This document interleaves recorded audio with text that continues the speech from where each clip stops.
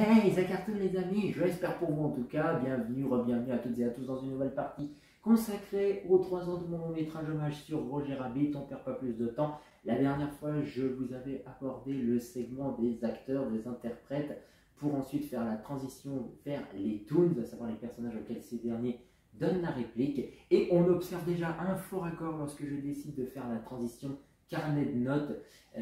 qui là aussi, en essayant d'être un petit peu un élément du fil conducteur, fil rouge pour pouvoir traiter les différents segments, les différents paragraphes tout simplement de mon long métrage de façon fluide et assez naturelle, un fort accord dans la loupe sur laquelle je décide de vous présenter ma petite figurine toon de Roger pour en venir à son personnage. C'est qu'on me voit dans le reflet de la caméra à ce moment-là. Mais bon, encore une fois, je ne suis qu'un vidéaste amateur qui, avec ses modestes moyens, essaie de vous proposer un hommage aussi travaillé soit-il. Les différents extraits que vous pouvez évidemment apercevoir lors du montage viennent pour la plupart d'une chaîne YouTube qui possède également un site au même nom qui s'appelle, alors toujours avec le carnet de Roger Rabbit sous le nom, intitulé, oui, The Thief Archive, qui fait notamment référence au travail de Richard Williams avec The Thief and the Cobbler, en du moins toutes les créations respectives qui se rapportent à son travail et qui sont encore une fois liées de près ou de loin avec Roger Rabbit. Lorsque vient le moment d'aborder les toons, je décide notamment de garder un passage dans la section bonus, qui est donc sur un CD à part entière, lorsque je décide de faire une édition DVD double CD, avec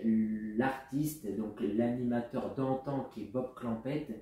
dont le caractère design des Looney Tunes notamment avait été retenu pour le film original de Robert Zemeckis afin de mettre son travail en avant. Et bien que je l'ai retiré dans le montage final de l'édition classique YouTube, je tenais quand même à le garder parce que évidemment dans l'inconscient collectif, enfin dans la majorité des fans, le nom d'animateur qui revient le plus souvent comme étant le plus populaire est évidemment Tex Avery. Ça a été un passage dans lequel j'étais partagé entre le fait de le mentionner parce que je voulais à ce moment-là le mettre au même niveau que tous les autres artistes qui ont été des pointures dans le milieu de l'animation, tels comme on peut le voir dans l'encyclopédie des Looney Tunes que je présente à ce moment-là, Fritz Freelance, John Jones et j'en passe. Mais comme c'était cet artiste-là qui avait, on va dire, marqué,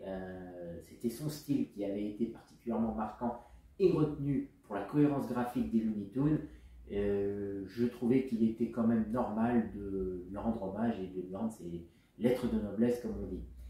Et permettant ainsi de faire la transition vers un autre artiste pour lequel aussi les avis, ou du moins les appréciations étaient de moins en moins populaires, ou du moins n'étaient plus aussi partagées qu'avant, avec l'intervention de Monsieur 3D, à savoir le travail de Tex Avery dans son style général, qu'il ait été rattaché à Warner, comme il est dit dans son introduction, ou à la MGM. Et c'est une intervention, là encore, où je joue vis-à-vis de ce guest, tout comme Monsieur Mea, ou encore Ginger Force, ou même ceux qui suivront par la suite, des ping-pong de répliques, dans une mise en scène là encore téléphonique, alors que je joue à la fois sur les dialogues échangés par téléphone ou par l'intermédiaire d'écran, d'images projetées pour illustrer nos propos respectifs. Et j'aime particulièrement un montage où celui de Monsieur 3D à l'origine ne met pas forcément les mêmes images que moi en avance. J'ai retouché sa vidéo pour notamment un passage lorsque celui-ci décrit le comique burlesque absurde des toons qui lui sont propres, pas forcément chez les Looney Tunes, mais chez les toons de Tex Avery de manière générale, lorsque celui-ci explique en quoi le style de Tex Avery est clairement très fun, avec Droopy ou le loup que l'on voit en général, notamment dans Red Riding Hood. où celui-ci sort littéralement de la pellicule de l'animation, à côté de laquelle j'ai décidé de mettre en parallèle celle de Roger Rabbit dans Lapin Looping, un des courts-métrages qui est abordé et qui est censé faire la promo du long-métrage original de Zemeckis, pour montrer à quel point l'inspiration ou l'influence est particulièrement forte. On en arrive notamment au passage où je dis vouloir mettre en parallèle ces propos avec des illustrations, enfin des animations parlantes, et c'est ces fameux extraits. Donc issus du montage final raconté par Monsieur 3D et le cartoon de Tex Avery, avec Lapin Looping de Rob Minkoff et Frank Marshall. Attention aux épileptiques, ceci dit, j'ai pas pensé, mais en revoyant cet extrait, je trouvais qu'effectivement c'était assez rythmé. Et j'aimais particulièrement l'échange qu'on tenait tous les deux, comme si nous étions véritablement dans la même pièce et qu'il y avait une vraie conversation en direct, notamment quand celui dit tu n'es pas du tout grossier, je vais te répondre. Là où en fait M. 3D s'adresse directement au spectateur, quel qu'il soit. Un vidéaste qui avait autant de passion que moi à traiter du milieu de l'animation, et en particulier celle influencée par Tex Avery, et que je regrette très sincèrement. Donc je regrette l'absence sur YouTube, qui a décidé de se retirer de la plateforme,